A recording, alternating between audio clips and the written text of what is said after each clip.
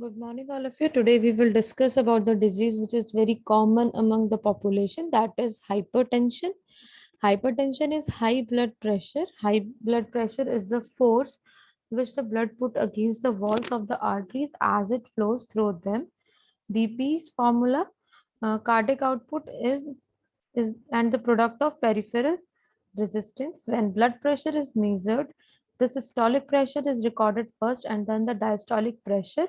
For example, 120 by 80 mmHg. It is not possible to have a definitive BP value that is classified as hypertension, but measurements above 140 by 90 mmHg is considered higher than normal. Now the types of hypertension. First one is primary or essential hypertension. This means hypertension of unknown cause. It accounts for 95% of all cases. The average age of onset is about 35 years. Means this is a very common form of the hypertension, but its cause is quite unknown. And the secondary hypertension, which is very rare among the 5 to 10% of the population. It is also a cause of different illness like kidney disorders develops between the age of 30 and 50. So the causes, the renal diseases, endocrine diseases, vascular diseases, or some drugs can lead to hypertension. Now let's start the pathophysiology. Arterial blood pressure is a product of cardiac output and systemic vascular resistance, and the product of the blood pressure.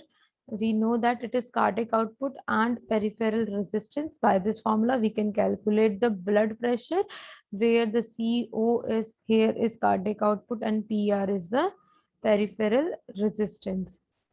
Okay, now we will begin the pathophysiology. Mainly or generally, we consider two major functions or two major processes which may cause or which may lead to hypertension, that is activation of sympathetic nervous system and renin angiotensin system. So let's begin with the first one, that is activation of sympathetic nervous system. First one is environmental or genetic factors can causes the sympathetic system activation, which may leads to vasoconstriction, increased vascular velocity, and due to increased velocity, there is an increased vascular thickness and increased total peripheral resistance. All this phenomena may causes the increased cardiac output, means there is a increased blood flow through the heart and at last may leads to hypertension.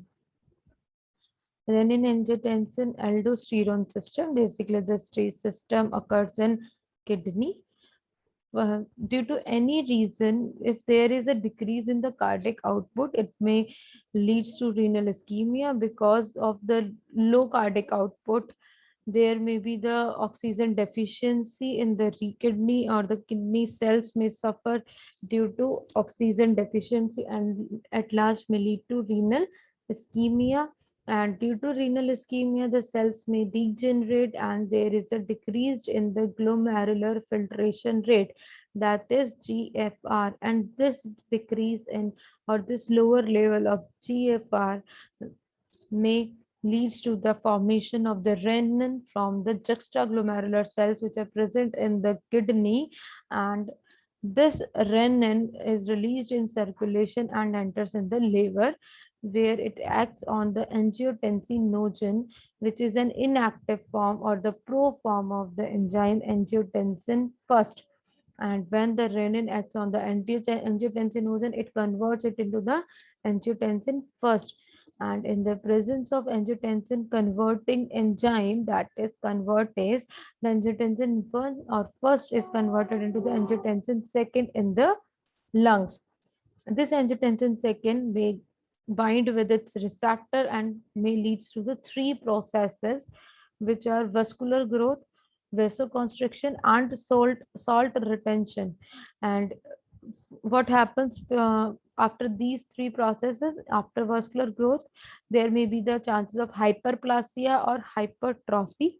But when there is a high or increased vasoconstriction, there may be the sodium retention, which may leads to the increased volume and hence increased cardiac output, which may cause hypertension. And the third phenomenon is the salt retention, and the salt retention may causes the formation of the aldosterone from the adrenal gland, which is present in the near to the kidneys, and this aldosterone is responsible for the sodium retention in the body.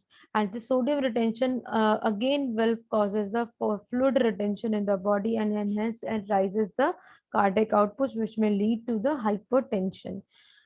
Now the measurements are for the higher for the blood pressure are for normal BP, we consider it less than 120 by 80 mmHg, but pre-hypertension condition is 120 to 129 or 80 to 89 mmHg. Stage 1 hypertension is 140 to 159 and 90 to 99 mmHg. Stage 2 hypertension at or greater than 160 by 179 or 100 by 109 mmHg means at these stages or these ranges highlight the condition of the patient with the hypertension. Now, come forward for the diagnosis, means what are the factors or how we can identify if the person is suffering from the hypertension or not. So first one is basically the physical examination, means the family and the medical history. We can go for the ophthalmoscopy, examination of the blood cell in the eye, chest x-ray, ECG, blood and urine test. So that's all.